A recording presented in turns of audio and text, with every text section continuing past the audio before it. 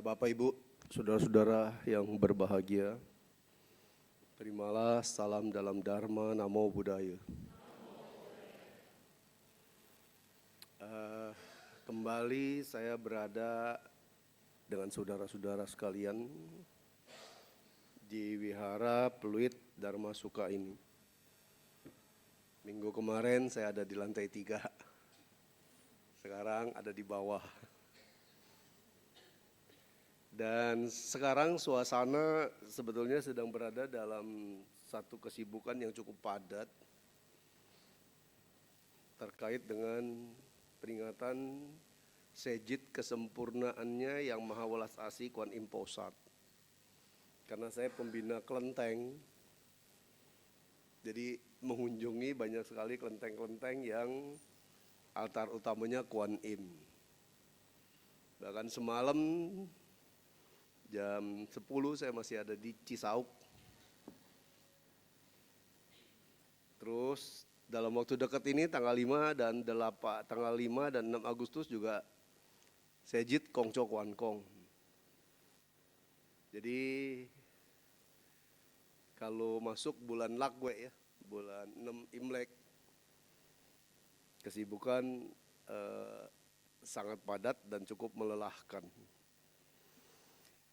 Bapak Ibu saudara-saudara, terkait suasana sejidnya, hari peringatan kesempurnaannya Yang Maha Welas Asih Kuan Si Im Posat,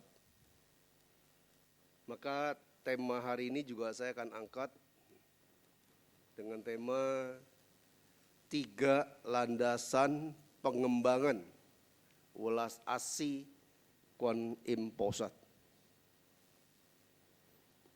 Bapak Ibu saudara-saudara, kenapa sosok Kuan Im Posat ini begitu populer?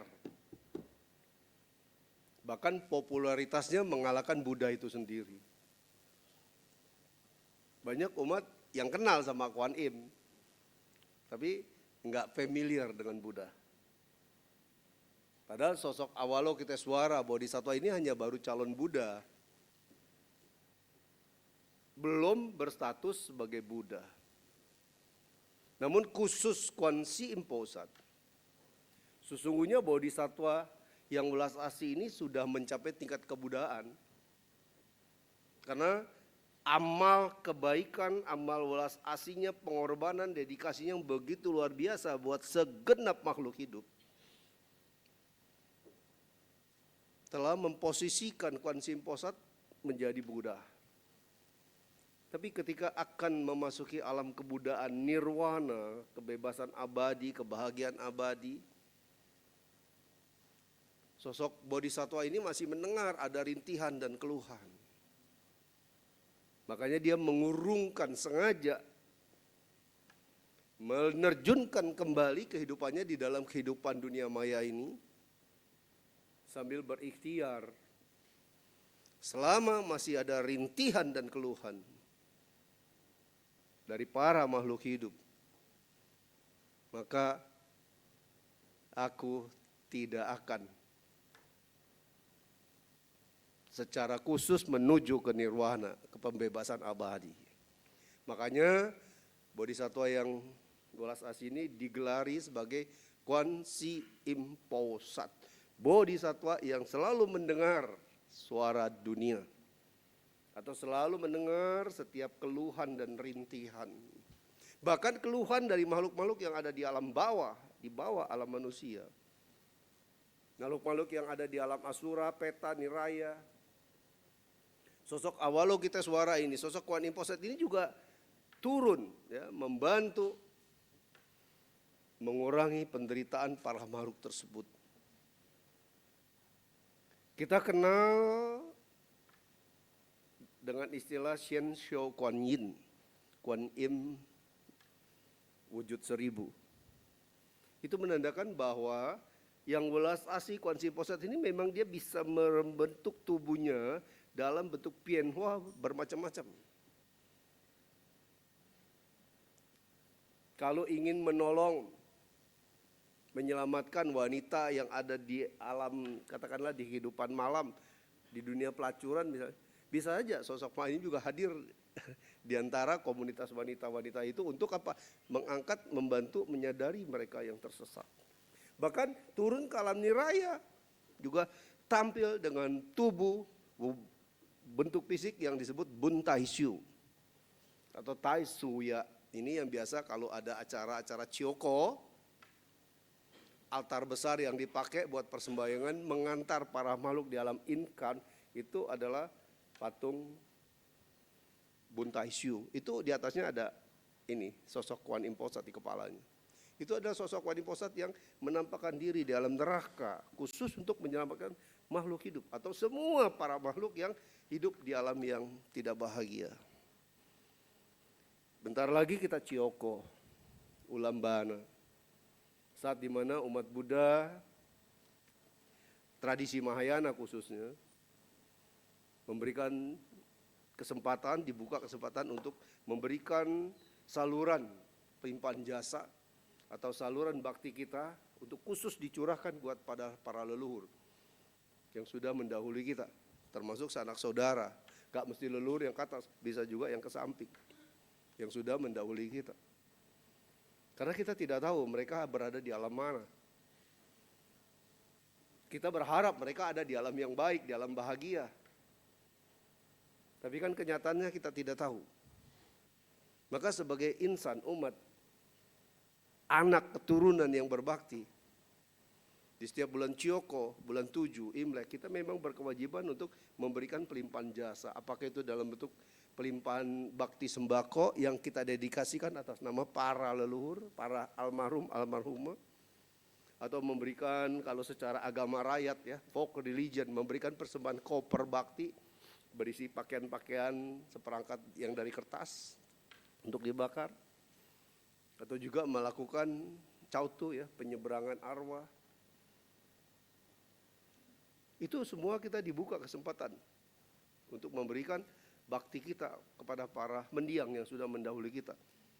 Sampai-sampai apa? Sosok Kuan Im Posat aja lahir turun ke neraka dengan tubuh buntaisyu untuk ikut membantu makhluk-makhluk terlantar yang ada di alam yang masih mendapat perhatian, kepedulian dari sanak keluarganya yang ada di dunia. Karena hanya mereka yang mendapat perhatian, dukungan dari sanak keluarga yang ada di dunia, itu yang memudahkan mereka untuk diangkat. Karena ada jasa-jasa kebaikan yang setiap tahun, setiap Ulambana, setiap Chioko terus disalurkan pelimpahan jasa buat mereka. Apakah cuma sekali cukup? Tidak. Moggallana aja yang sangat sakti, siswa Sang Buddha mengangkat ibunya dari neraka nggak mampu sendirian. Kalau kita tiap tahun terus kita salurkan pelimpahan jasa, kita salurkan kebaikan kita dedikasikan atas nama mereka, perlahan, ini yang getaran bakti anak kepada para leluhur, ini yang bisa membantu termasuk Bodhisattva Kuan Im Posat yang sengaja turun dalam tubuh buntaisyu bisa memilah mana makhluk-makhluk di alam income ini yang perlahan bisa diangkat ke alam bahagia. Tanpa dukungan kita yang ada di dunia, maka mereka akan tenggelam selamanya untuk tidak bisa diangkat. Makanya kita orang Tionghoa sangat lekat ya dengan budaya Chioko. Udah deket ini, beruntun nih. Ya, habis Sejit Kuan Im, Sejit Kuan Kong, nggak lagi kesibukan acara Chioko. Kalau saya kan pembina kelenteng ya, salah satu saya fokus di Cheng Bubio Chiodeng. Kalau di Cheng Bubio setiap ngadain Chioko, kita bikin tongkang 13 meter. Lebarnya 4 meter. Buat apa? Buat mengisi koper-koper bakti yang dikirim para sanak keluarga di dunia untuk para leluhur mereka. Satu koper satu nama, jadi bisa sampai 800 koper itu setiap tahun yang akan dikirim ceritanya pakai tongkang itu ke alam imkan dengan ritual tentunya, dan nakodanya yang akan memimpin kapal ini adalah buntaisyu. Jadi kalau di Cheng Bubio itu kami selama ini bikin patung buntaisyunya tuh 6 meter. Mengawal tongkang yang 13 meter itu. Nanti kalau mau tahu seperti apa? Di Ceng Bubio itu akan diadakan ritual ini, Cioko dengan bakar tongkang ini tanggal 30 Agustus 2026. Bisa datang, bisa lihat, ya. Bahkan bisa kalau mau berpartisipasi, mau mengirim apa buat para mendiang leluhur kita, juga momennya tersedia. Itu ilustrasi aja ya Bapak Ibu, bahwa Kuan Im Posat itu cinta kasihnya sampai ke alam neraka. Apalagi di alam dunia nyata kita, begitu besar pengorbanan belas asih sosok Kuan Im Posat. Kita bicara belas asih, apa sih sebenarnya belas asih? Belas asih itu sederhana sebenarnya. Dari banyak uraian, dari banyak rangkaian kalimat yang kita susun, dalam kata yang simpel, belas asih itu satu kalimat aja. Bekerja dengan hati, berbuat baik dalam sepi. Bekerja dengan hati, kalau masak pakai hati, nggak ngedumel. Tapi kalau masak nggak pakai hati, komplain, capek lah, lelah lah, nggak ada yang bantuin lah. Tapi kalau pakai hati, enjoy. Tidak menuntut, tidak berharap orang peduli atau tidak dengan kerjaan kita. Pekerjaan yang kita kerjakan dengan hati, kita akan kerjakan dengan sungguh-sungguh. Bagaikan kita punya mutiara yang sangat indah, yang sangat kita sayang, kita rawat, kita bersihkan. Begitu juga orang yang bekerja dengan hati, merawat, membersihkan pekerjaannya dengan sungguh hati. Orang yang bekerja dengan sungguh hati nggak ada tuh yang namanya ngedumel. Nggak ada tuh yang namanya berkeluh kesah. Capek, ya orang hidup capek. Ya, siapa orang hidup yang nggak capek? Pertapa di gunung aja capek. Capeknya apa? Naik ke atas, turun ke bawah, naik ke atas. Terus berbuat baik dalam sepi. Berbuat baik tidak ada pamrih apapun, dan berbuat baik tidak ingin dapat penghargaan, tidak ingin dapat pujian. Wihara kebaktian jam 9. Bapak Ibu misalnya ada yang datang jam 8 udah datang. Lapin kursi, bersihin kotoran misalnya. Walaupun ada petugas yang membersihkan itu. Belum ada orang, kerja sendiri. Toto orang duduk semua udah bersih. Kalau sini bersih ya. Kalau di Kelenteng kan kadang-kadang banyak debu, abu hio. Nah, bekerja dalam sepi itu apa? Lagi nggak ada orang kita bekerja. Terus nggak usah ninggalin note. Saya sudah bersihkan wihara ini. Ketahuan dong kita yang bersihin. Itu namanya tidak berbuat baik dalam sepi. Di kantor kita melihat seorang yang kerjanya bagus, kerjanya rajin, dedikasinya bagus. Orang-orang jam 5 pulang, dia kadang sampai jam 7 malam masih kerja, walaupun nggak dapat jatah lembur. Kita teman kerja dia, kita tahu ini teman kita kerjanya luar biasa, dedikasinya buat kantor luar biasa. Suatu hari kalau perlu kita boleh kasih pujian buat orang seperti ini. Tulis di kertas, di surat, taruh di meja dia. Saya salut, sangat hormat dengan cara kerja kamu, luar biasa. Ya, tapi saya masih mau belajar, saya belum bisa seperti kamu. Semoga kamu bahagia, semoga keberkahan menyertai kamu. Tulis, taruh di meja dia, tapi jangan tulis nama. Kalau tulis nama, sama juga kita minta dia merasa harus berterima kasih kepada kita. Berbuat baik dalam sepi, berbuat baik yang tidak menuntut terima kasih, tidak menuntut pujian. Tidak berharap juga orang tahu nih kita sudah berbuat baik. Sekarang banyak orang bikin konten kreator ya. Di TikTok, di IG. Tukang makanan 5-6 gerobak di booking. Kamu habisin, total habis 20 ribu. Semua orang yang lewat kasih gratis, tapi divideoin.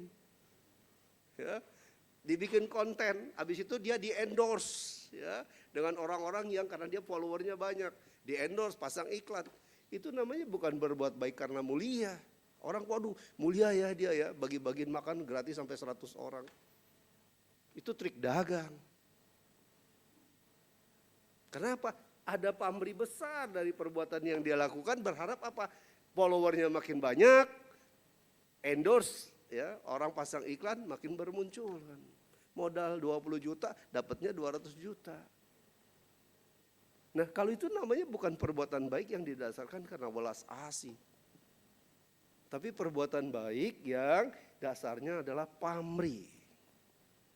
Jadi welas asihnya Kuan Im Posat adalah welas asih yang kalau dia menolong dengan hati, sungguh hati. Tidak ada Kuan Im Posat menolong setengah-setengah, full. Tapi berbuat baiknya dalam sepi. Kadang kita nggak tahu Kuan Im sudah tolong kita. Kita nggak sadar bahwa kita sudah ditolong sama Kuan Im Posat. Karena apa? Memang menolongnya dalam sepi. Bukan menolong dalam pamer. Nah, pertolongan dari seorang bodhisattva bisa muncul dalam banyak bentuk. Bisa nggak hujan nggak angin, tetangga kita datang memberikan saran yang bagus buat kita. Bisa tahu-tahu ada orang yang muncul dalam kehidupan kita menjadi bintang penolong kita. Semua kan ada yang menggerakkan. Tidak ada sesuatu yang selalu dianggap kebetulan. Dalam konteks agama kita tidak mengenal yang namanya kebetulan. Tapi semua yang terjadi ada dalam kejadian di dalam hidup kita, semuanya adalah proses. Proses dari kematangan karma berbuah yang kita petik. Saya cuma mau ngasih contoh ya, tapi bukan berarti juga mau menyombongkan diri. Tapi kalau nggak dikasih contoh, susah juga ngebayanginnya bagaimana pertolongan bodhisattva menolong dalam sepi gitu loh. Kita nggak kelihatan bahwa dia nolong kita, tapi kita merasakan ada pertolongan itu.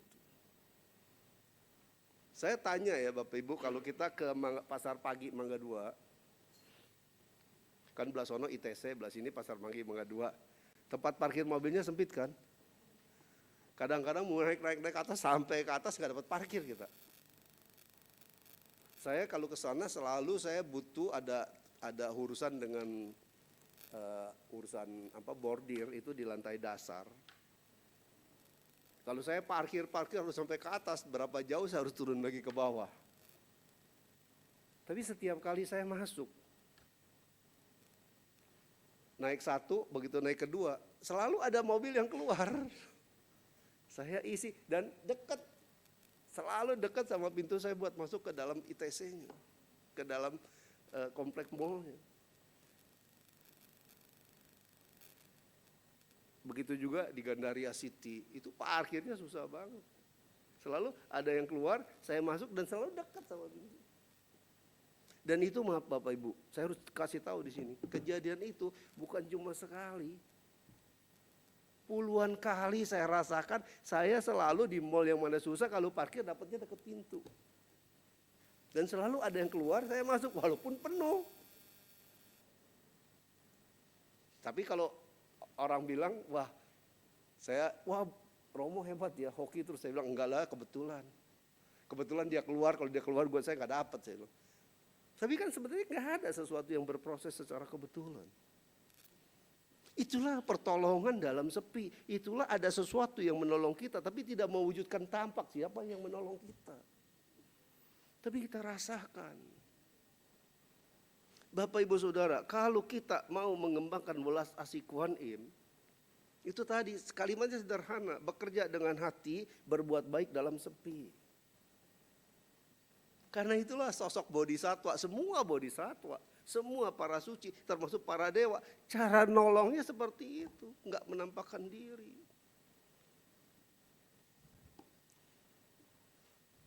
Jadi bukan maaf ngomong ya, yang sengaja misalnya pakai badan kasar, terus dia tolong, berkomunikasi, kan itu enggak sepi kalau yang gitu.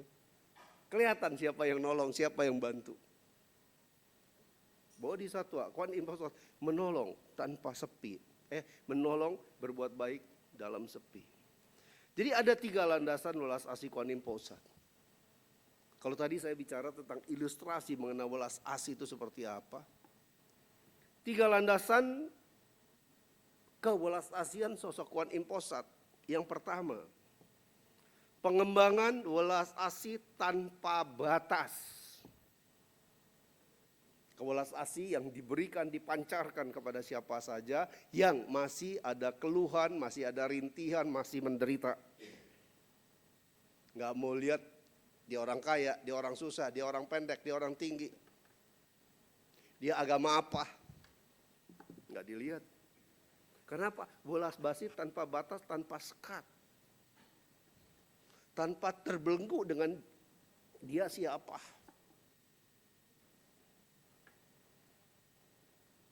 Yang kedua, pengorbanan diri menolong sesama. Yang ketiga, kebajikan murni dalam kehidupan sehari-hari. Nah, sekarang apa yang dimaksud dengan pengembangan belas asih tanpa batas?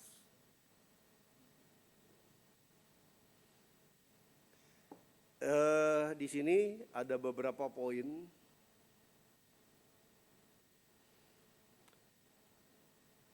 Dalam menjabarkannya kita harus tahu tekniknya, teknik praktek di dalam kita mengembangkan welas asih tanpa batas. Yang pertama, mengubah sudut pandang kita. Sudut pandang ini mempengaruhi kebaikan kita universal atau kebaikan kita menjadi kebaikan yang sifatnya subjektif. Kita lihat orangnya siapa. Kita suka atau enggak sama dia. Kita senang, kita tolong. Kita enggak senang, kita enggak tolong. Apalagi kita benci, makin kita jauhin dia. Jadi yang pertama sudut pandang. Jangan melihat siapa dia. Jangan kita menilai perbuatan dia, tindakan dia terhadap diri kita. Apakah dia menyakitkan kita? Apakah dia berbicara kasar dengan kita? Apakah dia merendahkan kita di depan orang lain? Itu perbuatan dia. Bukan kerjaan yang harus kita kerjakan. Jadi sudut pandang yang pertama harus kita bangun adalah berpikir positif. Kita jangan berpikir menggunakan jari telunjuk. Berpikir dengan lebih dulu menuding.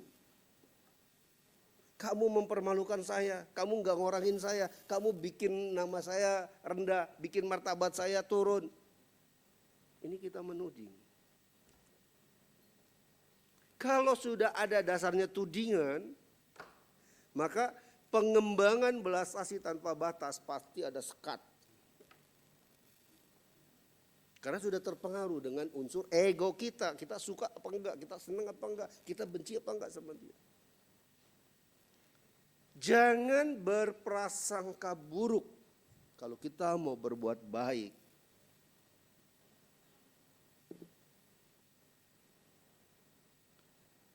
Kalau suatu hari ada orang emosi, marah-marah di depan umum, maki-maki orang, termasuk kita merasa kita ikut dimaki. Kalau kita berprasangka buruk, kita akan menganggap, wah ini orang kurang ajar. Wah ini orang bikin malu saya nih. Masa marah-marahin atau mengkritik saya di depan umum? Kalau kita sudah berpikir dengan menuding, maka bentuk pikiran yang akan muncul dalam diri kita, ketersinggungan, sakit hati. Tapi kita berpikirnya gimana? Memang jelas-jelas dia marah-marahin kita di depan umum kok. Positif tingginya apa? Wah pasti orangnya lagi stres. Kalau nggak stres nggak mungkin lah.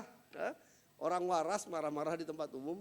Pasti lagi stres, pasti banyak masalah, pasti banyak problem. Mungkin juga tadi saya salah ngomong.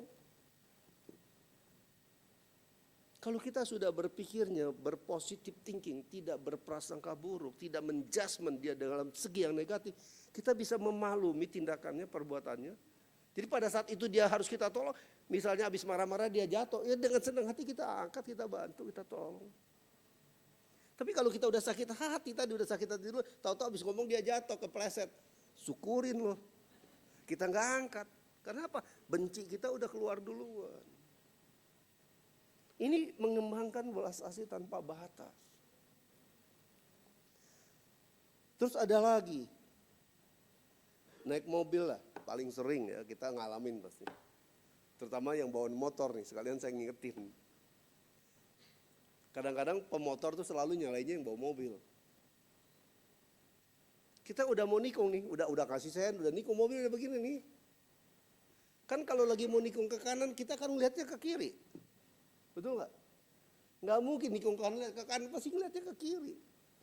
Kita lihat kiri kosong, mobil nikung. Udah tinggal setengah meter motor, ngerem mendadak. Sering banget kayak begini. Terus kalau kita yang diperlakukan gitu, perasaan kita kayak apa? Klakson, artinya kita marah. Ini orang kurang ajar, motor tinggal semeter, kita lagi nikung, dia motong juga. Bagus kita nengok, rem, kalau nggak ngerem kan ketabrak. Kalau ketabrak siapa? Mobil yang disalahin. Terus kalau mengembangkan welas asih kuanim, diperlakukan kayak gitu gimana? Kadang-kadang kalau manusia, ini orang kayak begini, bentaran lagi jadi besok-besok dia ketabrak truk. Apa cara bawa motornya kayak gini, besok-besok juga mati di jalan nih orang. Benar nggak kita beranalisa kayak gitu? Benar. Karena apa? Mobil sedan aja lu potong, besok-besok truk lu potong. Kalau truk tinggi itu kan blind spot, nggak kelihatan. Kalau kegiling, yang salin siapa? Supir truk. Memang dia aja. Kenapa? Cara bawa motornya mencelakakan dirinya sendiri. Sering kali tuh. Kadang-kadang dari kiri dia mau ke kanan, kita mau lurus, menekuk aja. Tinggal semeter juga dipotong aja gila. Nggak ngasih sen. Kalau ngasih sen depan, dari samping kiri juga motong. Dulu saya kalau digituin tuh, aduh kesel. Membatin nih. Ini orang lama-lama juga pendek umur nih. Besok-besok ketabrak mobil beneran nih orang. Itu namanya kita udah berprasangka buruk. Apa? Kita udah menjudge orang ini nggak benar. Tapi kalau berdasarkan pengembangan welas asih kuanim, begitu diperlakukan kayak gitu, yang harus kita membatin dalam diri kita apa? Semoga orang ini tetap selamat sampai tujuan. Dihindari dari bahaya, dan semoga besok-besok jiwanya lebih tenang, gak usah gerasa gerusu kayak begini. Mendoakan supaya dia berubah menjadi baik. Nah mendoakan kayak gitu, itu berbuat baik dalam sepi. Dia nggak tahu kita udah mendoakan dia supaya lu selamat sampai jalan, padahal barusan dia ngeselin kita gitu. Banyak hal yang bisa kita lakukan berbuat baik dalam sepi. Kalau kita misalnya sedang makan di sebuah restoran, kita lihat ada di luar mungkin ya, ada orang yang kelihatannya seperti lapar tapi dia nggak punya duit. Ya, dia cuma berharap duduk, bukan mengemis sih. Ya, kadang-kadang yang buta itu orang buta suka jualan kerupuk di depan. Gitu. Kalau kita mau bermain sepi, kita pesen loh. Restoran, tolong bawain nasi goreng buat dia ya. Tapi nggak usah ceritain bahwa itu saya yang kasih, kamu kasih aja nasi goreng. Dia, aduh terima kasih, siapa kasih? Ada orang baik ngasih tapi ya udah makan aja, nggak usah tahu siapa yang ngasih. Jadi berbuat baik dalam sepi itu banyak sekali. Ini yang namanya pengembangan welas asih tanpa batas. Bisa nggak kita mengaplikasikan itu? Bisa nggak kita mempraktekkan itu dalam kehidupan sehari-hari? Bisa, asal mau dimulai. Kan ini kan bukan soal yang susah, simple. Kadang misalnya di supermarket ada orang beli barang. Ya ekonomi lemah lah. Beli barang tentu pas mau dibayar, duitnya kurang. Waduh nggak cukup, oh ya kalau gitu ini taruh sini, ini nggak jadi, ini nggak jadi, ini nggak jadi, ambil yang ini. Lalu kita di belakang dia baru sampai pintu, kita minta aja kasir ini anterin kasih dia. Bonnya saya yang bayar. Kalau kita mau berbuat baik dulu, tapi jangan bilang saya yang bayar, bilang aja, bos kasih ini kasih buat kamu. Dia terima kasih, dia nggak tahu siapa yang bayarin. Itu juga hal yang simple. Banyak kejadian kayak gitu. Tapi mulianya luar biasa sekali Bapak Ibu. Di dalam ajaran Karania Mita Sutta yang tadi kita baca, orang yang mengembangkan meta dengan baik akan dapat 11 berkah dalam kehidupan dia. Ya, di antaranya tidur nyenyak, bangun tidur sehat, banyak ya disukai oleh para makhluk manusia, bahkan selalu dilindungi oleh para dewata dan sebagainya. Tapi saya tidak mau ambil tema itu. Saya masih tetap fokus pada 3 landasan pengembangan welas asih Kuan Im Po Sak. Jadi yang pertama pengembangan welas asih tanpa batas. Dan kelihatannya wah tanpa batas susah amat ya, abstrak, absurd. Tapi ternyata dalam praktek sehari-hari banyak hal mudah yang bisa kita kerjakan untuk kita berbuat baik dalam sepi. Jadi jangan intinya apa? Pengen ego kita diakui, pengen karya kita diakui, pengen kita dipuji orang. 2 malam lalu saya baru ketemu seseorang. Jiwanya mulia, sosial banget. Hidupnya tuh banyak sekali berkorban buat nolong orang. Terutama kalau ada orang yang susah, benar-benar susah, meninggal gak punya peti mati. Dia bukan cuma sumbang, dia urusin tuh peti mati semua diurusin sampai beres. Dan gak ngeklaim dan gak lapor dia habis barang. Wah mulia amat nih orang. Dulu istrinya, kalau dia mau nyumbang misalnya dia mau bantu orang 20, katakanlah 200.000, istrinya ambil 100.000. Kebanyakan dia mah 100 aja cukup. Kan biasa ya, ada tukang seleksi. Tapi lama-lama dia buktikan bahwa setiap kali dia nolongnya 100, dapatnya 10 kali lipat. Akhirnya istrinya tahu, setiap kali berbagi lebih, dapatnya lebih. Jadi giliran pada suatu ketika dia kasih orang nyumbang 500.000, isinya gue juga ikut dia 500.000, ngasihnya 1 juta. Mulia, suami istri, damai caga, kedermawanannya begitu bagus. Tapi apa? Setiap ketemu orang dia cerita. Termasuk saya baru kenal kemarin 2 malam dia cerita. Saya cuma bilang Anda mulia hebat. Tapi dalam hati pamrih lu kegedean. Berbuat baiknya udah mulia, udah benar. Udah pakai dana, pakai tenaga juga. Dia tolong, dia bantu semua. Itu luar biasa, lu double karma baik.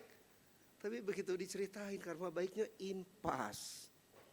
Karena apa? Dapatnya jadi sanjungan, dapatnya rasa hormat. Nah kita kadang-kadang seperti itu loh. Perbuatan baik kita yang udah 3 tahun lalu kita masih ingat loh. Masih bisa kita ceritain, wah dulu saya pernah berjasa begini, pernah berbuat begini. Harusnya yang dicerita apa? Perbuatan jelek kita ceritain. Nih 5 tahun yang lalu gue nyolong ayam nih, ceritain. Jangan yang baik kita ungkap. Itu namanya akhirnya apa? Kita tidak berbuat baik dalam sepi.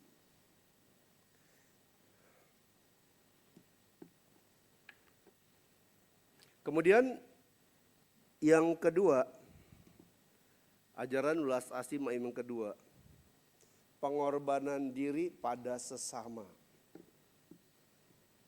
Ini bukan berarti kita harus mengorbankan diri, artinya harus kita babak belur. Maaf ngomong, harus kita meninggal demi orang lain. Itu udah level bodhisatwa ya. Termasuk Buddha pun seringkali mengorbankan jiwa raganya karena untuk menolong makhluk hidup yang lain. Tapi level kita level manusia biasa, bukan berarti pengorbanan diri pada sesama kitanya harus benar-benar babak belur buat nolong orang gitu. Harus benar-benar kita menderita buat nolong orang. Enggak. Ini pemahamannya apa? Menurunkan ego kita. Jadi dalam prakteknya menurunkan ego dan kepentingan pribadi, kita melihat sesuatu yang harus kita tolong, kita bantu. Contohnya, kita capek nih, lelah, habis jalan 200 meter. Ya kita ngomong mau ke busway lah. Naik tangga, tangganya sampai 40 anak tangga, capek kita. Berharap sampai busway gue pengen duduk ah. Wajar nggak kalau kita capek di busway kita pengen duduk? Begitu udah sampai di busway, kita dapat tempat duduk. Tapi tahu-tahu ada ibu-ibu tua, jalannya renta, tertati-tati, megang gembolan banyak, megangin tiang karena nggak dapat tempat duduk. Kalau kita bangun, kita persilakan ibu yang duduk, saya berdiri. Itu pengorbanan. Pengorbanan diri untuk sesama. Kita rela, kita juga capek, kita berdiri demi ada orang yang lebih butuh duduk ketimbang kita. Simpel Bapak Ibu. Jadi pengorbanan diri bukan berarti harus benar-benar wah kita berdarah-darah.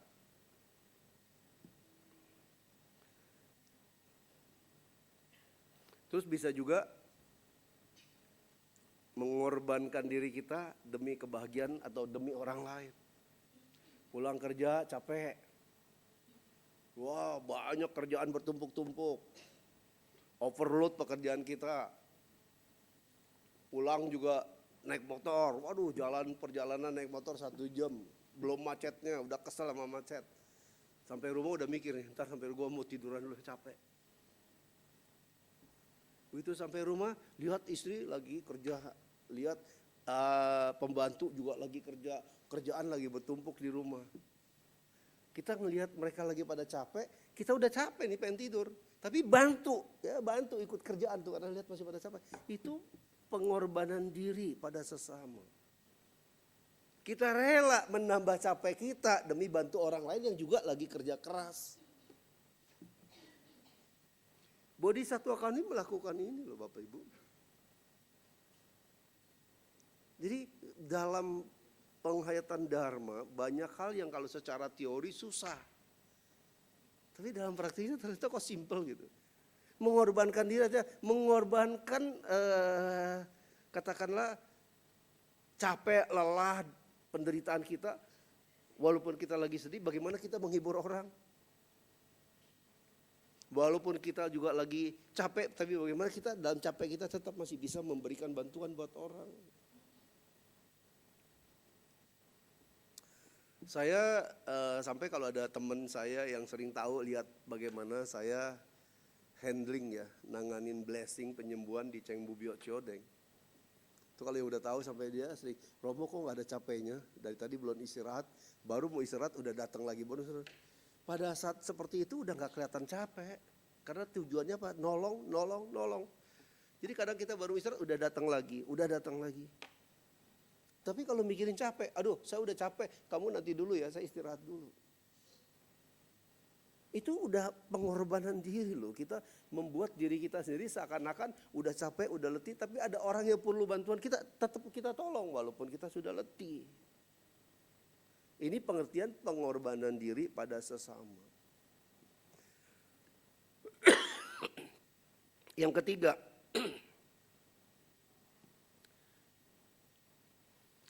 pelaksanaan kebajikan yang murni. Bagaimana kita mengembangkan kebajikan yang murni?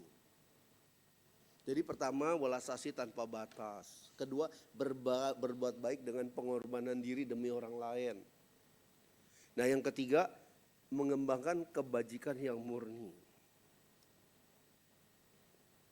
Kebajikan yang murni ini adalah kebajikan yang dilakukan dalam lingkaran kosong yang sunyi. Sanlun kungsu atau samlun kongsyok. Apa itu 3 lingkaran kosong yang sunyi? Yang pertama, berbuat baik bebas dari keakuan kita. Jadi sebenarnya penjabarannya apa? Berbuat baik dalam sepi sebenarnya. Jangan merasa kita jadi orang berjasa. Jangan merasa kita jadi orang udah banyak berbuat baik.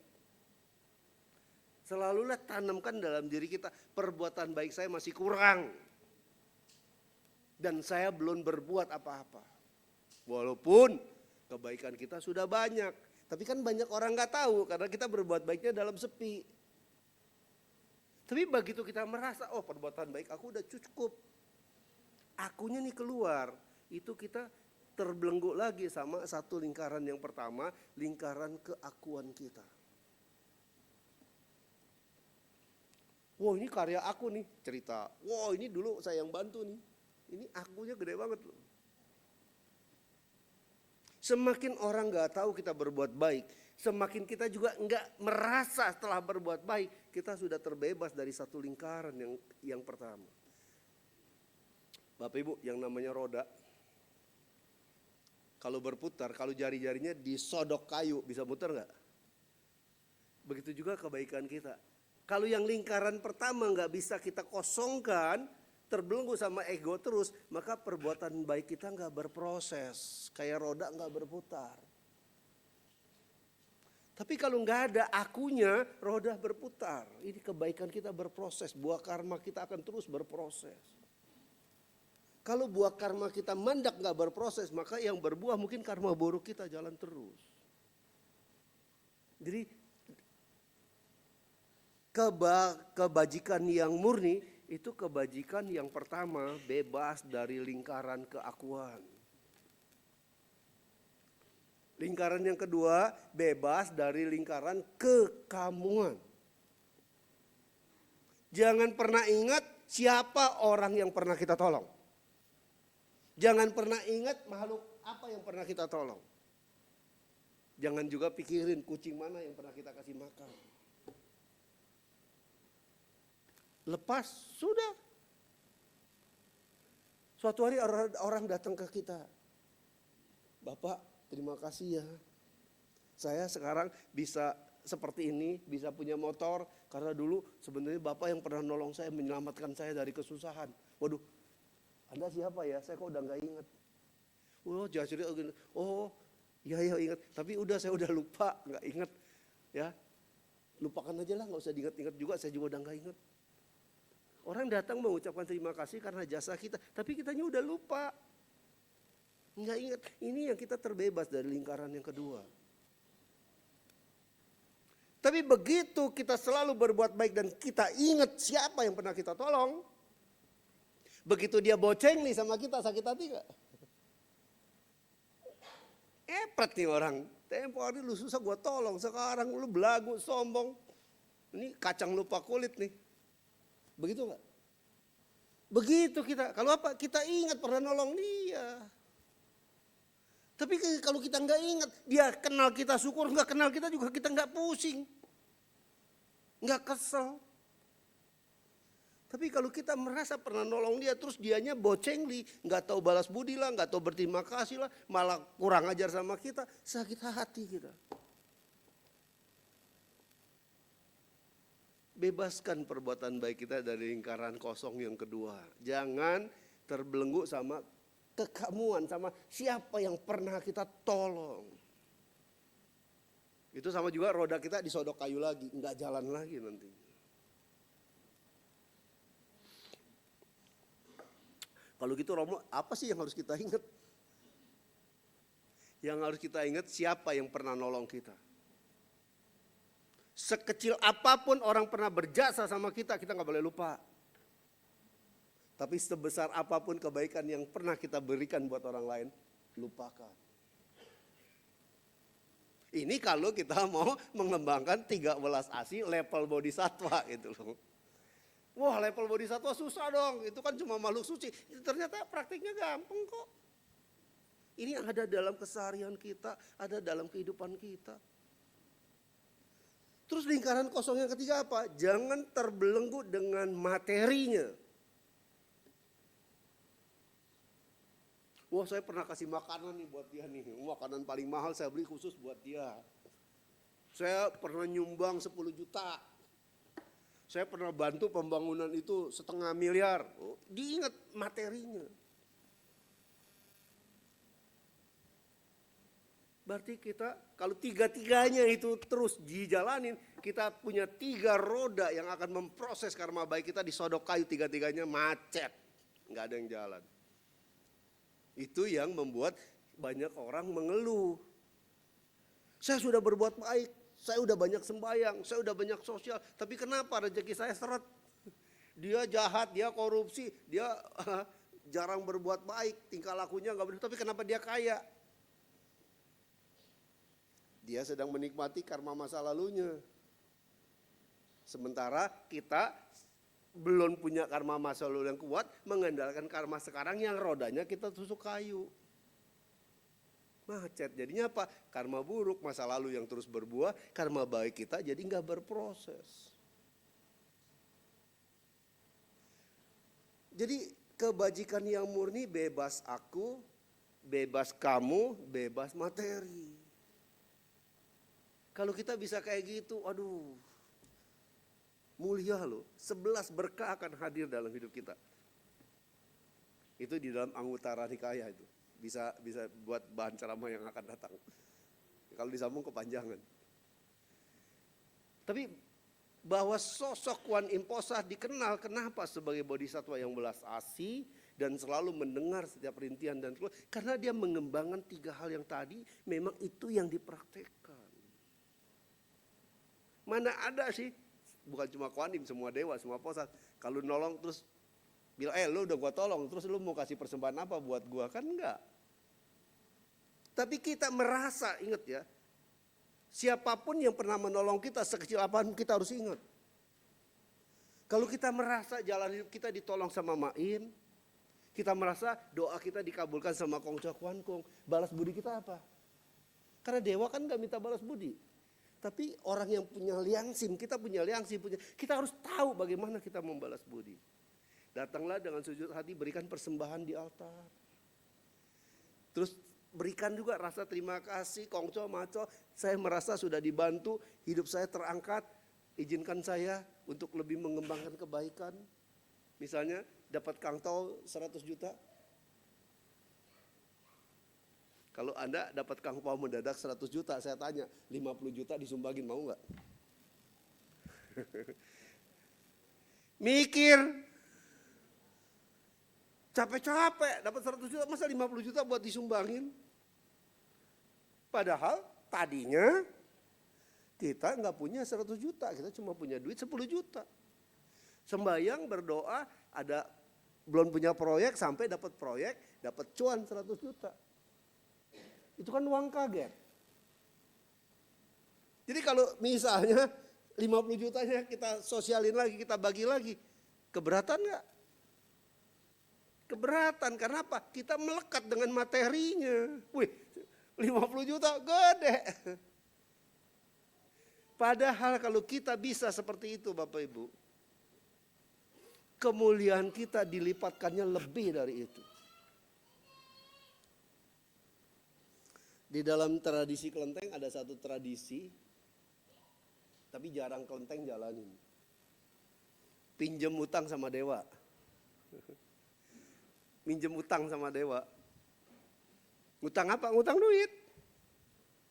Kok bisa? Gimana caranya? Itu cuma bisa terjadi tradisinya tuh di setiap perayaan Pegwe Capgo.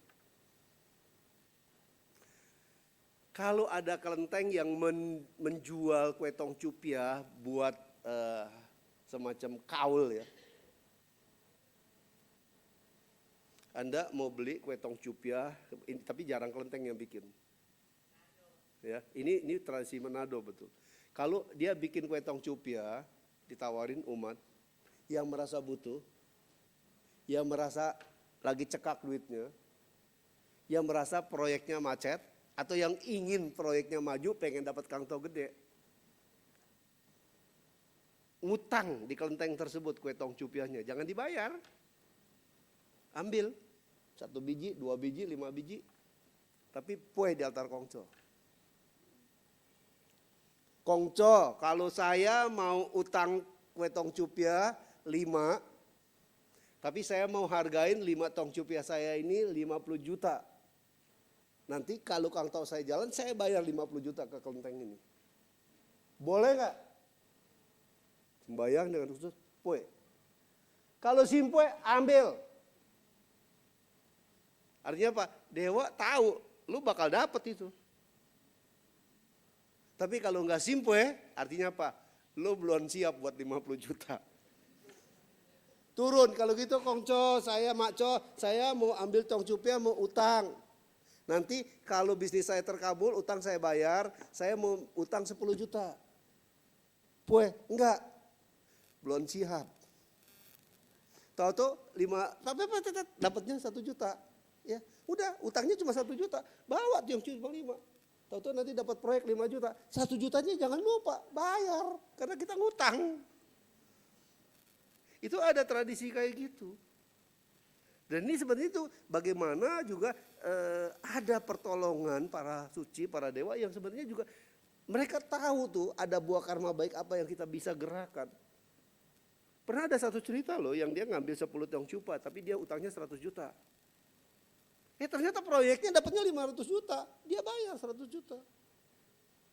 Tapi kalau Anda berpikir kue tong cupia 10 biji 100 juta apa-apaan nih.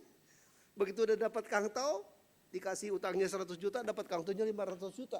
Giliran 100 jutanya disetorin enggak? Kan janjinya cuma sama Kongco, yang lain kagak denger. Bisa aja, wah kebanyakan 100 juta. Potonglah tinggal 50 juta, oh masih banyak, potong lagi, ini tinggal 5 juta dikasihnya. Besok-besok rezeki Anda seret. Karena apa? Anda berbohong sama dewa. Berbohong manusia mah bisa kalah-kalah, berbohong sama dewa. Wah ini orang besok-besok gak boleh ditolong lagi, dikunci keran Anda. Makin mebes nanti hidup Anda. Jadi itu ada ritual kayak gitu.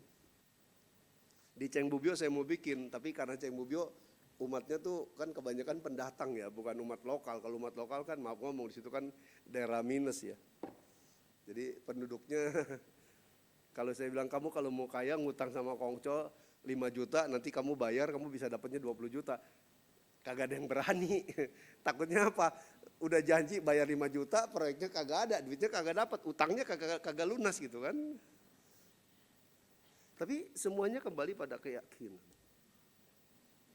Kalau keyakinan kita kuat dan amal kebaikan kita cukup, 3 pengembangan kebaikan tadi bisa kita jalanin, jangan khawatir, ritual-ritual popo itu bisa bisa benar-benar menjadi kenyataan dalam hidup kita. Banyak orang datang mau jual aset. Udah 2 tahun tawarin solusi gak laku-laku. Kadang-kadang datang ke kelenteng dia simple laku, begitu simple laku. Tapi saya sering bilang, kalau kamu mau ditolong sama dewa, memang dewa tidak minta lu bayar per sekot, kasih DP enggak. Bikin janji aja. Kalau terlaksana, kalau terkabul, kaulnya mau memberikan apa? Bikin aja janji. Terus lempar simpue. Kalau simpue artinya janji kita direstui. Tapi kalau enggak pue, berarti janji kitanya enggak tepat. Itu tadi. Ya, kalau contoh kue tong cupia itu tradisi kelenteng di Manado kayak gitu. Tapi juga sekarang juga nggak semua jalan ya. Karena banyak umatnya nggak yakin bahwa dengan ngutang sama dewa terus nanti benar-benar rezekinya datang. Padahal kan dalam perjanjian itu bikin kue tong cupia, kalau memang kita janji ngutang 100 juta bayar, tapi kita nggak dapat kangtaunya, ya itu dianggap impas. Hitung-hitung dapat kue tong cupia gratis, paling dana ke kotak dana. Tapi kalau terkabul, nah ini yang harus kita yakini bahwa ada pertolongan.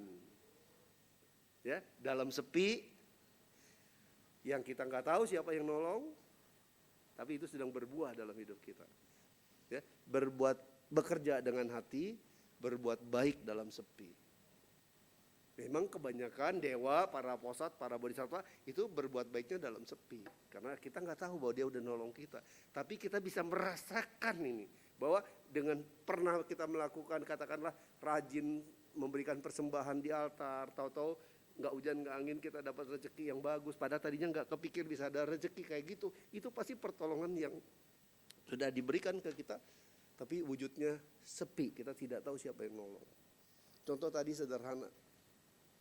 Saya setiap parkir selalu mau rame kayak apa selalu jalan paling 10 meter udah pintu mall.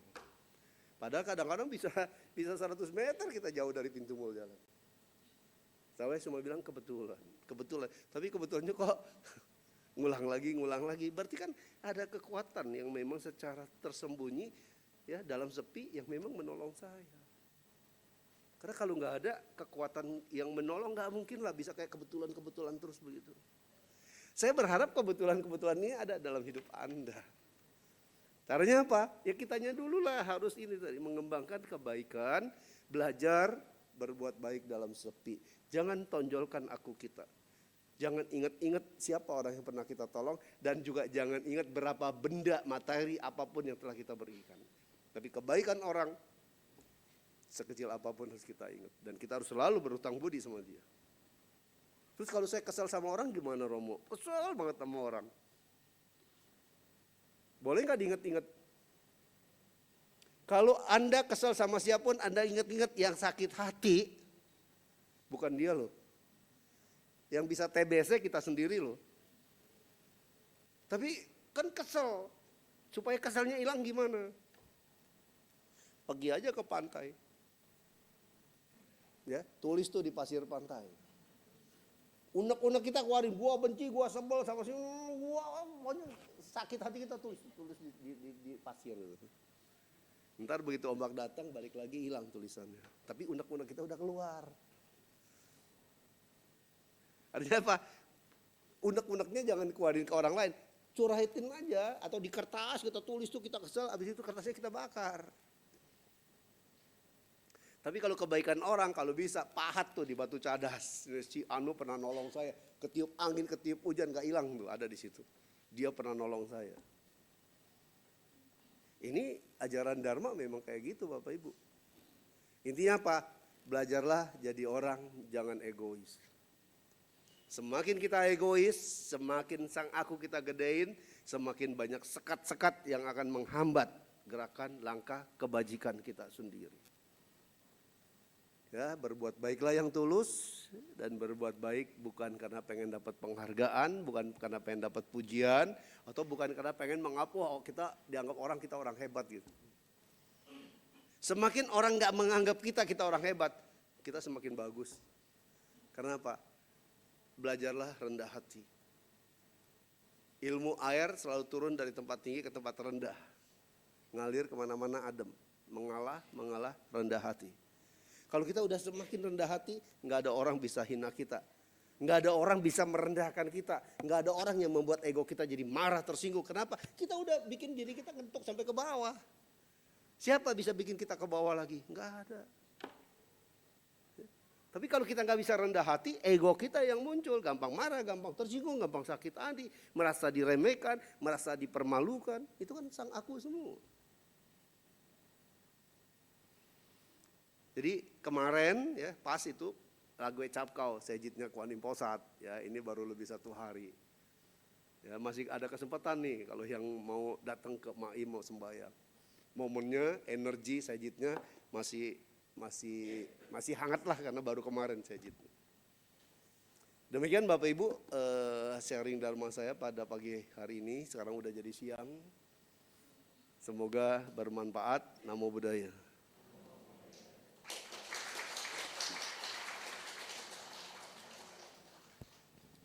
Masih ada beberapa waktu untuk diselingi dengan sesi tanya jawab. Tanya jawab bisa dilakukan dengan 2 cara, yaitu bertanya secara langsung kepada Romo atau melalui teks WhatsApp ke admin Wihara Pluit Damasuka di nomor 0811 9921 098. Sambil menunggu pertanyaan masuk, mari kita buka kembali buku kebaktian kita untuk menyanyikan sebuah lagu. Kepada petugas kami persilahkan.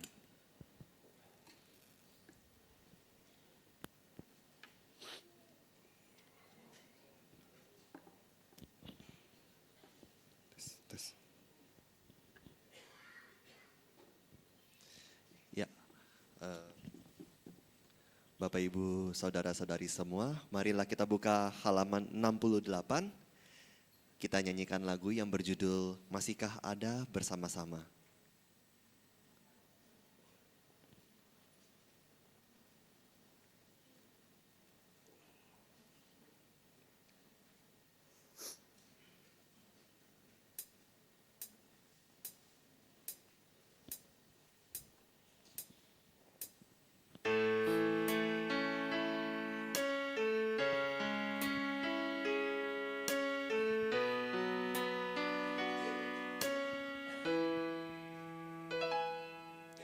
Saat sendiri di keheningan malam, ku coba renungi akan arti hidup ini.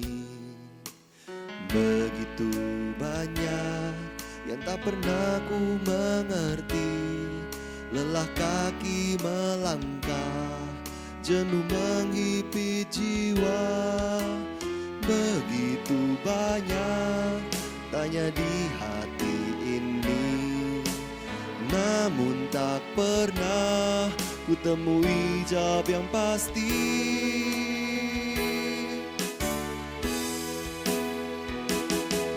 Masihkah ada di hati kita kejujuran dan ketulusan? Mengapa kita harus berdusta pada diri sendiri?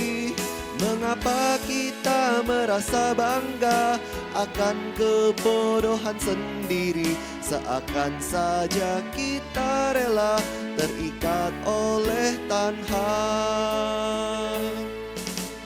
Begitu banyak tanya di hati ini, namun tak pernah ku temui jawab yang pasti.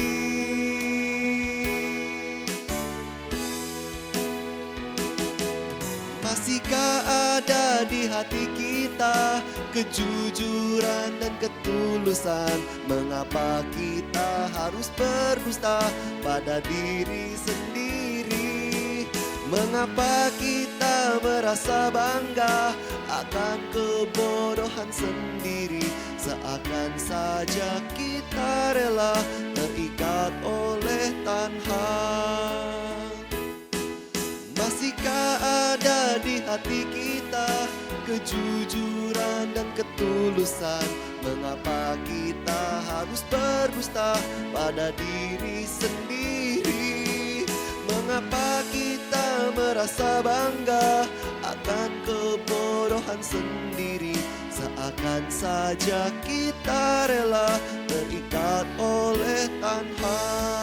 Seakan saja kita rela terikat oleh tanha.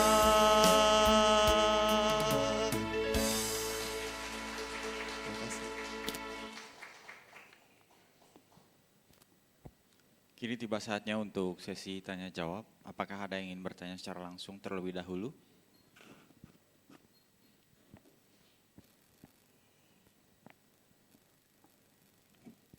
Jika tidak ada, mungkin akan saya bacakan pertanyaan dari WhatsApp ya, Romo. Yang pertama adalah, apakah setelah Kuan Im Pusa hidup kembali, apakah Kuan Im Pusa sudah mencapai kebudaan atau nibbana? Langsung ya.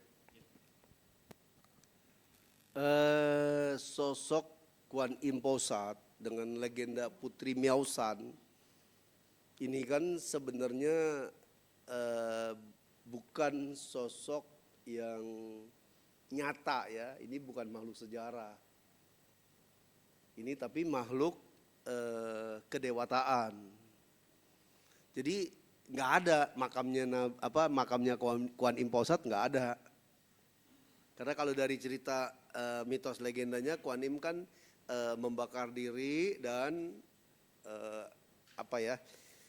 Buddha kan nggak mengajarkan roh, tapi kalau saya bilang energi ke bodhisatwanya itu naik ke atas mau mencapai nirwana, dengar suara rintian dia turun lagi. Jadi pertanyaannya kalau ditanya apakah hidup kembali, ya saya harus jawabnya dia nggak pernah mati.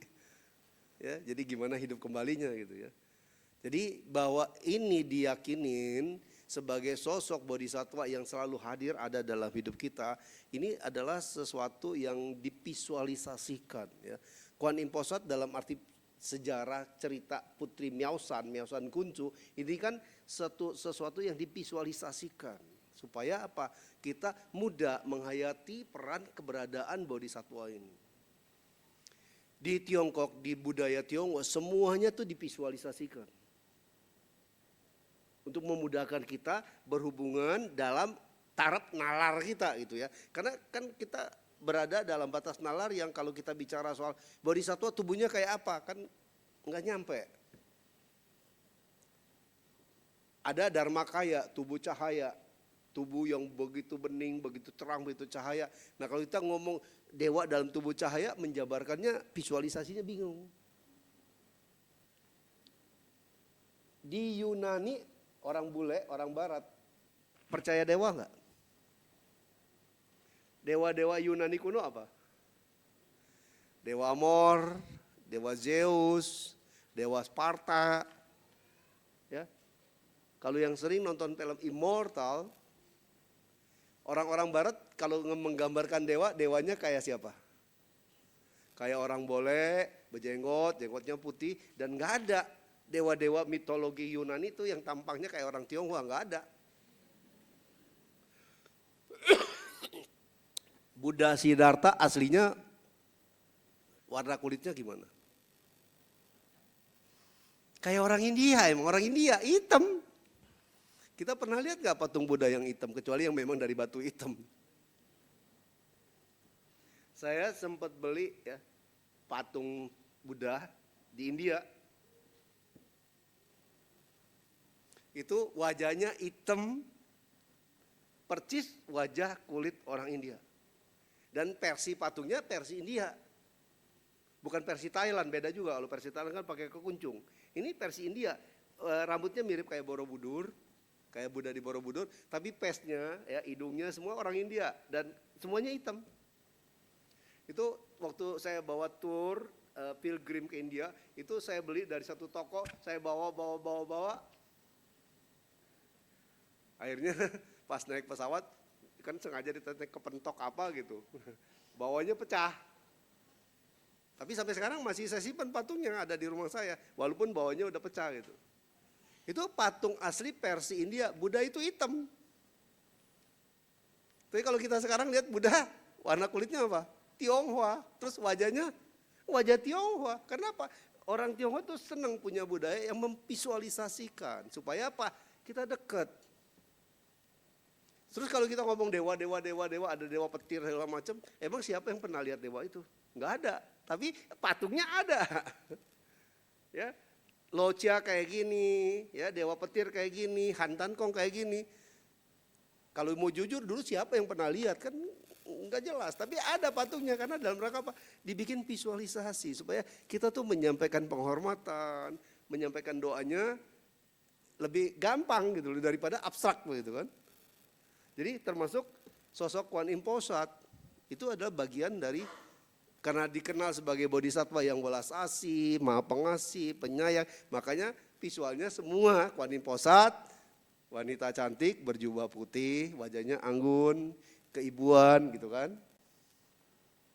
Terus kalau pertanyaan lagi, siapa yang pernah lihat Putri Miosan? Ya nggak ada, orang Putri Miosan kan bukan cerita sejarah.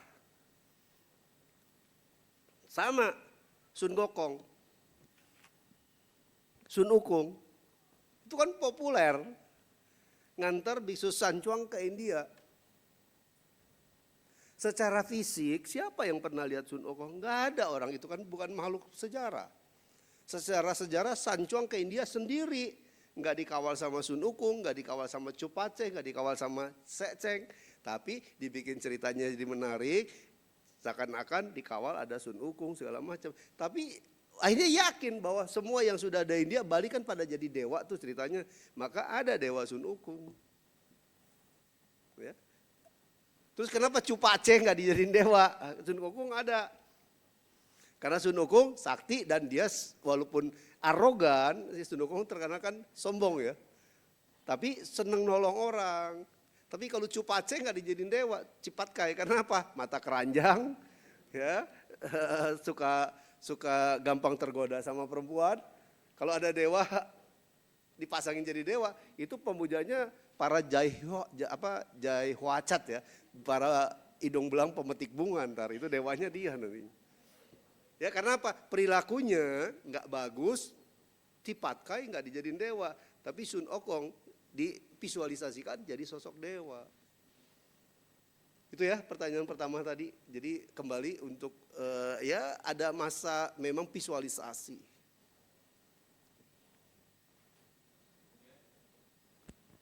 Kemudian untuk pertanyaan berikutnya, selamat siang, Namo Buddhaya Romo, izin untuk bertanya, Bagaimana tips dan trik jika dalam satu keluarga mama dan anak tunggal bersama-sama show macan? Terima kasih Romo.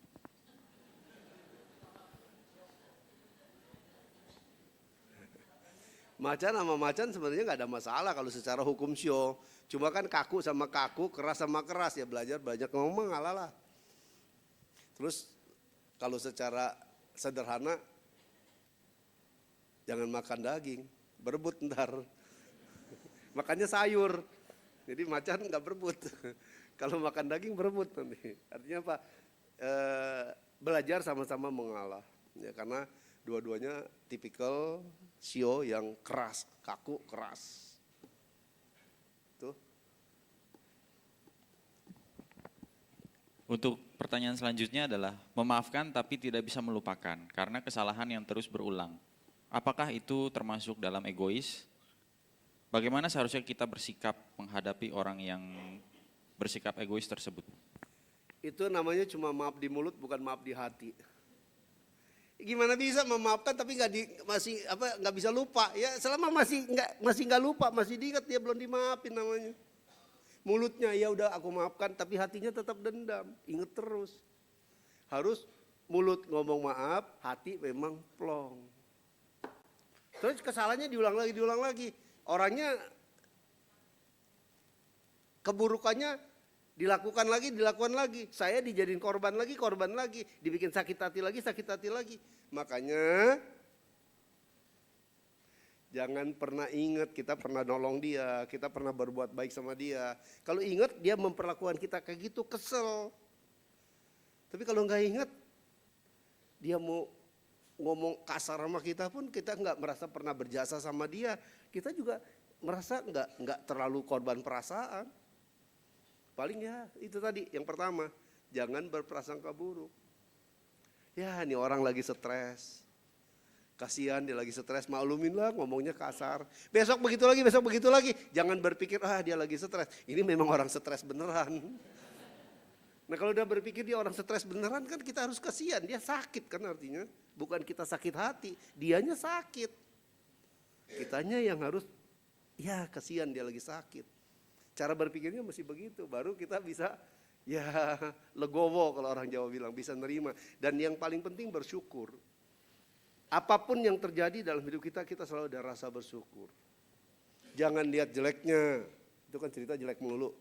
Pasti orang ini juga ada baiknya kok. Ya, ada momen-momen dia juga pernah mungkin aware sama kita. Ingat aja tuh kebaikannya.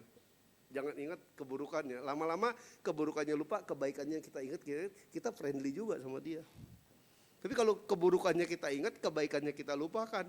Kita anggapnya orang di otak kita jeleknya aja yang ada, baiknya hilang. Makanya kebaikannya jangan pernah kita lupakan. Saya yakin cerita tadi orang itu juga pasti ada sisi baiknya yang pernah kita rasakan atau pernah Anda rasakan dari dia. Ingat aja kebaikan. Lama-lama benar-benar hati kita bisa plong.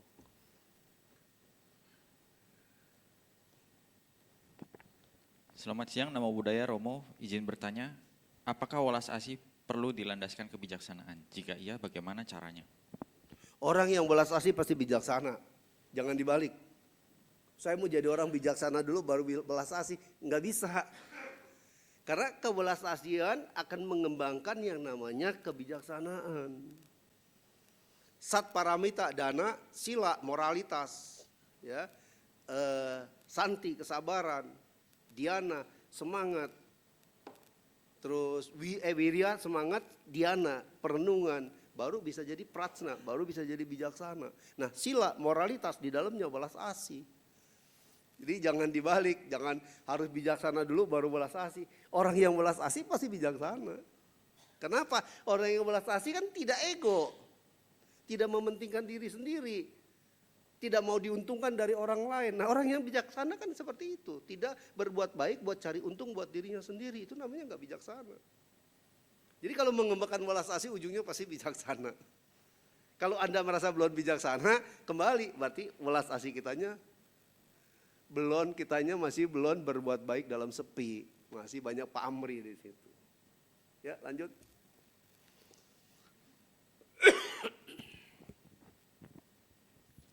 Kalau Cengbeng keluarga mengirimkan koper untuk para leluhur, apakah benar bisa digunakan di alam sana? Terima kasih. Lagi-lagi ini visualisasi. Kalau ditanya benar apa enggak, tanyalah sama orang yang sudah meninggal dan hidup lagi. Pertanyaan yang sama tinggal saya balik, dewa ada nggak sih? Terus kayak apa tuh dewa? Terus dewa alamnya hidupnya kayak apa? Kita cuma baca teori sutra alam dewa bahagia begini banyak cahaya terang. Yang paling benar kesaksian yang nggak salah siapa? Dewa yang turun jelek dia cerita. Alam dewa kayak begini, tapi apakah itu ada? Kan nggak ada. Kan dewa sendiri pun menolongnya dalam sepi, nggak kelihatan wujudnya. Terus hal yang sama lagi, ya. Kalau udah kita ngomong dewa itu ada enggak, kehidupan alam dewa kayak apa? Sekarang kita mau ngomong kehidupan alam imkan itu kayak apa? Kalau kehidupan alam imkan ada sutranya. Ya, sutra kehidupan di alam imkan tentang 10 istana alam neraka. Giamloong ada 10. Dengan jenis istana, dengan penderitaan, siksaan-siksanya itu ada di dalam kitab suci. Bahwa ada, kita kenal makhluk peta, asura, niraya, bahwa banyak makhluk menderita di alam bawah. Memang ada, bahwa ada makhluk dewa. Tapi kalau kita tanya, di alam dewanya itu kayak apa? Di alam nerakanya kayak apa? Harus tanya yang udah jadi kesaksian kan gitu kan. Terus, jadi kita gimana nih? Pertanyaan tadi dibakarin koper, dibakarin rumah-rumahan, dibakarin uang kertas. Maka kalau di Hong Kong itu sampai segunung itu ya. Kapal terbangnya benar-benar gede, mobilnya benar-benar gede. Ya. Gila-gilaan itu orang Tionghoa di sana di Hong Kong di benar-benar wah kalau Cengbeng ya banyak di YouTube, di IG gitu kan. Nah sekarang kita cara berpikir nalar secara Buddhis ya kan kita diajarkan mengembangkan keyakinan berdasarkan pengertian yang benar. Kita berpikir secara positif aja. Nyumbang koper-koperan, nyumbang rumah-rumahan, nyumbang motor-motoran, bikin mobil-mobilan buat dibakar. Ada karma baiknya enggak? Gitu aja. Ada enggak? Tapi kalau kita rame-rame nih, promosi, rame-rame kita ngomong, mulai besok jangan ada yang bakar rumah-rumahan, jangan ada yang bakar mobil-mobilan, jangan ada yang bakar motor-motoran. Berapa banyak orang kehilangan pekerjaan. Kalau sampai gara-gara kita, semua umat Buddha ini berhenti, ya, nggak ada bakar-bakaran gitu. Nah orang tuh itu namanya tukang kocwa ya, yang bikin rumahan kertas, bikin motor, itu kan memang turun temurun, itu kan warisan seni, turun rata-rata turun temurun dari engkongnya turun ke bapak, turun ke anak. Memang hidupnya mata pencariannya cuma bikin begituan. Nah pertanyaan saya, orang bikin rumah-rumahan, orang bikin motor-motoran yang buat dibakar di kuburan, itu mata pencarian yang dilarang atau tidak di dalam agama Buddha? Enggak ada. Yang dilarang agama Buddha adharma ya, mata pencarian nggak benar. Jual racun, dagang makhluk hidup, jual senjata, ya kan? Minuman yang memabukkan, melakukan dagang yang sengaja ada pembunuhan, yang sengaja dibunuh. Itu kan yang dilarang dalam mata pencarian yang benar. Berarti mereka bikin rumah-rumah ini kan kerja seni. Orang bekerja dengan karya seni, saya nggak melihat ada karma buruknya di situ. Tapi kalau satu perusahaan kocwa ini punya karyawan 10, dengan kerja seni orang bisa bikin rumah-rumah, dia menghidupi 10 orang loh. Terus kalau rame-rame kita gencar, mulai besok jangan bakar rumah-rumah, itu diam nggak ada yang bakar rumah-rumah. Terus berapa banyak pedagang kocwa berangkrut. Sama lilin besar. Nggak usah pasang lilin gede-gede, lilin mah kecil aja. Ngapain gede-gede, buang duit, habis kebakar. Pabrik lilin kalau kagak jual lilin gede, cuma jual lilin kecil, bangkrut nggak? Terus pabrik lilin berapa banyak karyawannya? Itu karyawannya kalau pabrik lilinnya bangkrut, apa mereka bisa kerja di tempat lain? Nggak bisa. Tapi kalau kita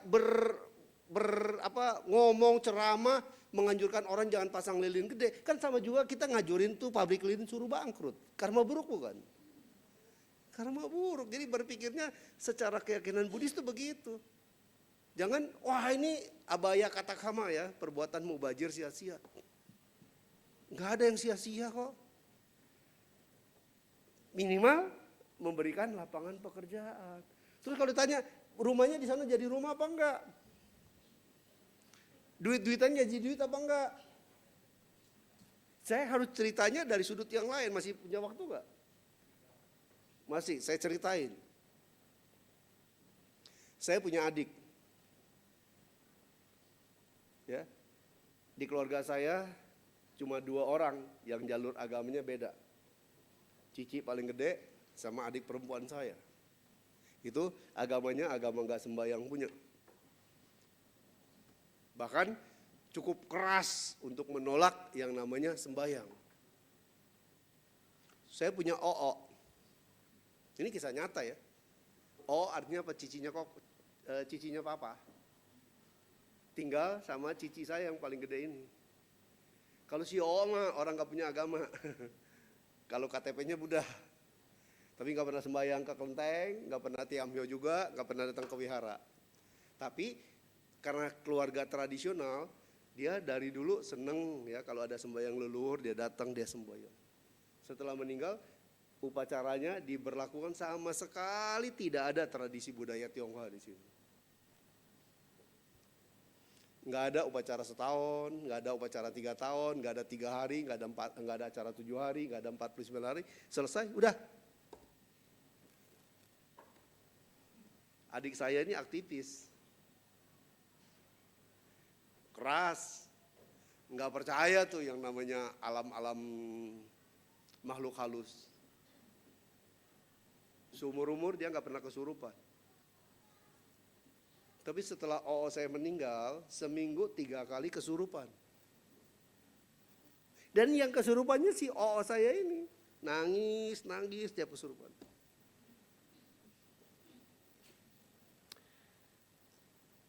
Tapi suatu ketika pas dia lagi ada di rumah saya di Tulugong waktu itu, selama ini cuma dengar sering kesurupan, tapi kan nggak langsung saya hadapin. Pas kesurupan di depan saya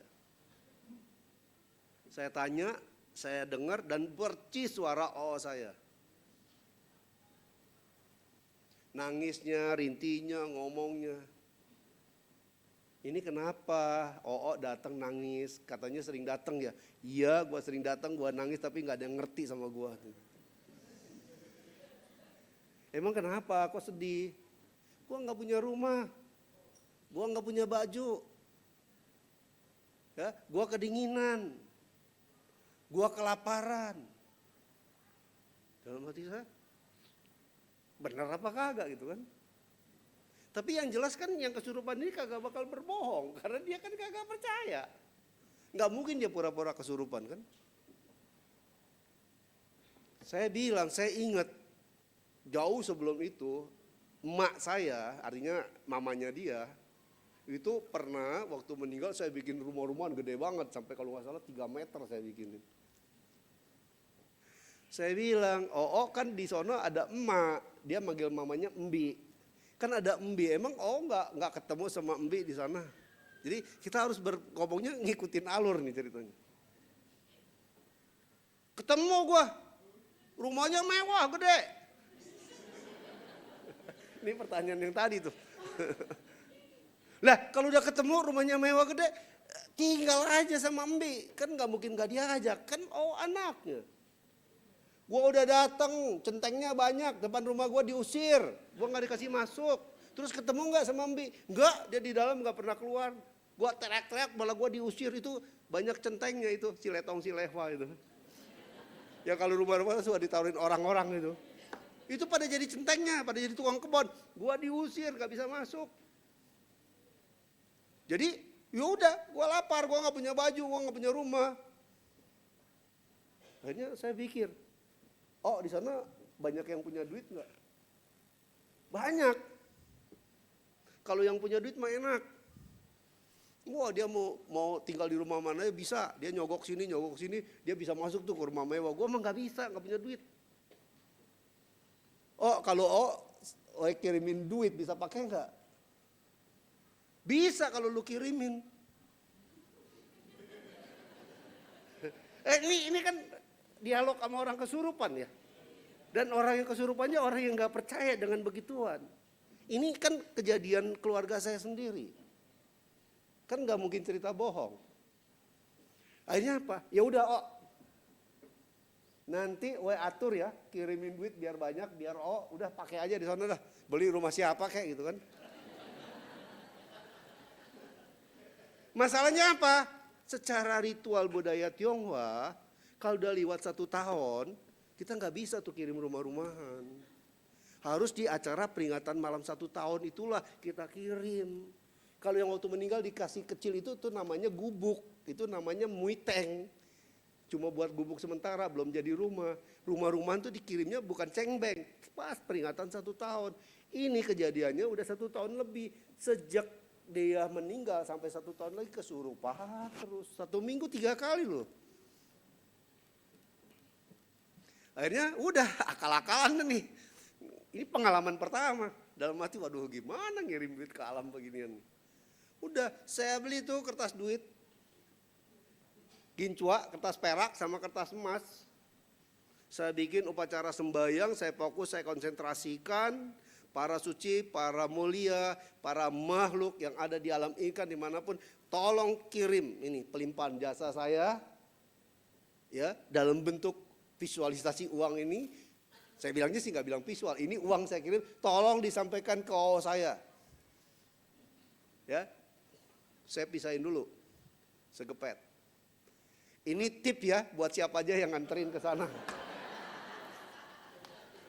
Yang ini harus sampaikan buat si saya. Saya bikin ritual, saya bikin sembahyang, saya bakarin tuh kertasnya semua. Sejak itu sampai sekarang nggak pernah kesurupan. Pertanyaannya, kenapa? Saya juga nggak pernah nanya lagi, lu kapan kesurupan lagi? Tapi itu nyata. Artinya apa? Dia bisa belanja rupanya di sana tuh. Nah, tradisi kayak gini, saya berpikirnya karena itu alam yang kita tidak tahu, lebih baik kita jangan jadi orang sok tahu. Oh, kirim gini kagak nyampe. Sok tahu, emang lu pernah ke sono?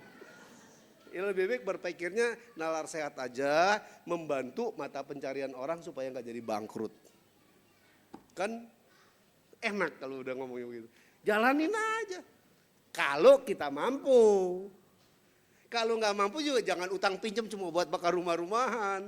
Mendingan duitnya buat modal dagang kan gitu. Tapi kalau mampu, why not? Jalanin aja.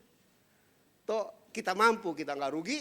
Tapi kita membuat ada lapangan pekerjaan yang nggak jadi bangkrut. Itu aja. Lanjut, oke. Semoga menjawab. Apakah bulan Agustus ini ada kaitannya dengan cheat gue? Di mana relevansi energi negatif tersebut berpengaruh? Bulan 7 Agustus memang bulan Imleknya pasti cheat gue. Karena selalu bulan Imlek 1 bulan mundur dari bulan nasional. Jadi kalau Ciague, ya, Cenye itu Xinjia, pasti bulannya kalau nggak Februari, akhir Januari. Kalau Agustus udah masuk ya udah masuk titik kulminasi, pasti masuknya bulan 7 Imlek. Di dalam Buddhis ada, sutanya saya lupa ya. Kalau nggak salah disebutnya Prasida Sangha ya, di mana kisah Moggallana dengan para murid-murid Buddha yang lain menyalurkan segala macam kekuatan, melimpahkan energi kekuatan, mengangkat ibunya dari alam neraka ke alam yang lebih baik, ke surga Tucita. Itu ada, disebutnya peristiwa itu Prasida Sangha ya, istilahnya kalau nggak salah Prasida Sangha. Dan itu terjadi peristiwa itu pada bulan 7 tanggal 15 Imlek. Makanya Cit Gue Cap Go menjadi tradisi kita mengirimkan keberkahan buat para leluhur. Tapi Kalau persembahyangan leluhur jangan kita lakukan cit gue cap go. Karena itu akan membuat leluhur kita kalau yang masih ada di alam gak bagus hadir dengan makhluk-makhluk gentayangan berebutan. Makanya di setiap upacara cit gue ada sembahyang rebutan begitu. Makhluknya tuh benar-benar yang berebutan udah kayak orang. Wah. Jadi kalau sembahyang leluhur harus cit gue cit cek disebutnya. Tanggal 7 bulan 7. Dan gak bisa digeser-geser. Setiap tanggal 7 bulan 7 sembahyang leluhur itu sembahyang cit gue. Tapi seringkali digeser-geser, sebenarnya pakem tuh. Sekali kalau kita sembahyang pe gue cap go, pakem nggak? Sembahyang kue tong cupnya kapan? Pe gue cap go, tanggal 15 bulan 8. Digeser nggak? Enggak. Terus kalau kita sembahyang bacang kapan? Go gue, cego, digeser nggak?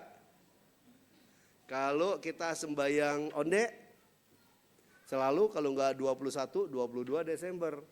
Tapi giliran sembahyang cit gue sama sembahyang cengpek, nah ini yang sering digeser-geser. Padahal sembahyang cit gue juga pakem, tanggal 7 bulan 7 Imlek. Nggak bisa, wah nungguin sempat, nggak bisa, pas. Apalagi kalau udah cit gue cabgo, paling nggak boleh. Sama juga kita menjadikan leluhur kita makhluk-makhluk gentayangan yang berebutan makanan. Itu ya, jadi soal energi negatifnya ada apa enggak? Ya kita agama Buddha kenal kan, ada manusia, ada asura, ada perta, ada makhluk-makhluk yaokwai, siluman dan sebagainya, kan makhluk itu memang ada.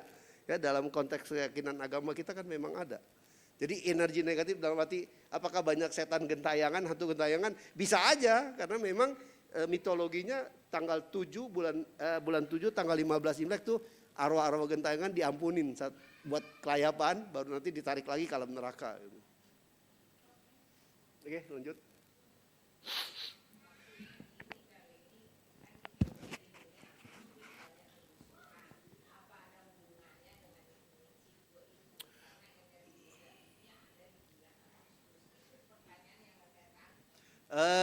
Nggak ada hubungan kerusuhan, lebih karena memang masalah duniawi ya, nggak ada setan jadi provokator buat orang rusuh, nggak. Kalau banyak ternak mati, banyak ayam mati ya di bulan 7 iya, karena banyak makhluk gentayangan yang makanin itu. Ya, kalau ada makhluk alam bawah yang memprovokasi supaya ada kerusuhan, tapi membuat orang ya jiwanya jadi kasar mungkin bisa, tapi bukan secara rame-rame ya. Kalau ada isu bulan Agustus bahkan kacau, itu kan lebih ke masalah politik. Ya, bukan berarti setiap bulan Agustus karena cit gue pasti rusuh, ya enggak juga. Ya. Kemudian ini adalah pertanyaan terakhir. Untuk pembahasan berhutang kepada dewa, ada juga orang yang berhutang melalui pesugihan, tapi biasanya ada tumbal dari diri sendiri atau keluarga bila keinginan sudah terpenuhi. Yang menjadi pertanyaan saya adalah, apakah bila berhutang kepada dewa ada efek buruk seperti di pesugihan? Terima kasih Romo. Kalau pesugihan kita minta tolong makhluk dari alam rendah. Yang namanya makhluk alam rendah lebih rendah dari kita, egonya gede, pamrihnya gede. Jadi nggak salah kalau lu gue tolong, lu mesti bayar gue ini lo, bayar gue ini lo. Nah itu yang namanya biasanya bayar tumbal. Ada yang tumbalnya anak. Saya ada pernah ya tetangga dulu, tapi itu istrinya kalau tiap hari cuma pakai kutang kemben ya, nggak pernah pakai baju. Ya, telanjang dada, tapi zaman jadul itu kutang kemben kan suka banyak tuh, mbok-mbok suka kayak gitu. Terus tiap punya anak laki umur 1 tahun 2 tahun mati, tiap punya anak laki umur 1 2 tahun mati. Jadi dia nggak pernah bisa punya anak laki. Salah satu ciri pesugihan kayak begitu, karena dia harus bayar tumbal. Kadang-kadang kalau perjanjiannya tumbalnya apa, lu harus setor anak laki. Nah itu kalau perjanjiannya. Ya ada juga perjanjiannya kerabat, saudara. Makanya ada orang yang maaf ngomong ya, kerabat saudaranya setiap siapa yang dekat akrab sama dia nggak lama meninggal, yang dekat sama dia nggak lama meninggal. Bisa jadi itu karena memang ada perjanjian yang harus dia bayar. Tapi kalau dewa mah nggak pernah menuntut. Ya, dewa tuh cuma kita diajarin liangsim, kitanya yang merasa berbalas budi, berutang budi. Bukan, kamu udah tolong, lu mau kasih gua apa? Enggak. Tapi bahwa kita merasa kalau ditolong dewa, kita merasa berutang budi, memberikan persembahan di altar, makin menambah perbuatan baik kita, itu kan karena liangsim kita. Merasa kita sudah tolong, kita harus berbuat baik. Tapi pengertian tumbal sama dewa nggak ada. Enggak, karena dewa udah di atas kita. Dia butuh barang duniawi apa? Nggak ada barang duniawi yang kita bisa kasih buat dewa. Yang ada apa? Sujud kita, bakti kita, hormat kita, kesungguhan hati kita, dan bagaimana kita mengembangkan kebajikan yang kita sampaikan rasa syukur kita. Nah itu yang dewa senang, karena artinya apa? Dia perbuatan baiknya berproses, karena dewa pun harus berbuat baik. Kalau dewa kurang perbuatan baiknya, dia juga bisa diturunkan lagi ke alam yang lebih rendah. Karena alam dewa juga masih berputar dalam roda samsara, belum abadi. Sehingga kalau ada orang merasa bersyukur, kongco maco berterima kasih, berkat kongco maco saya mendapat kehidupan yang lebih baik, itu dewanya senang, bukan karena senang dipuji. Karena apa? Membuat kungte, ya. Jadi si dewa itu dapat tabungan kungte dari setiap orang yang bersyukur kepadanya. Dengan dia dapat kungte, berarti dia akan lebih panjang berada di alam kedewataannya itu. Oke, gitu. Selesai? Kalau sudah selesai, terima kasih. Ya, semoga memberikan masukan manfaat buat kita semua. Namo Buddhaya. Terima kasih kepada Romo Budiono atas Dhamma Desana pada hari ini. Marilah kita lengkapi perbuatan baik kita dengan melakukan dana paramita. Kepada petugas kami persilahkan.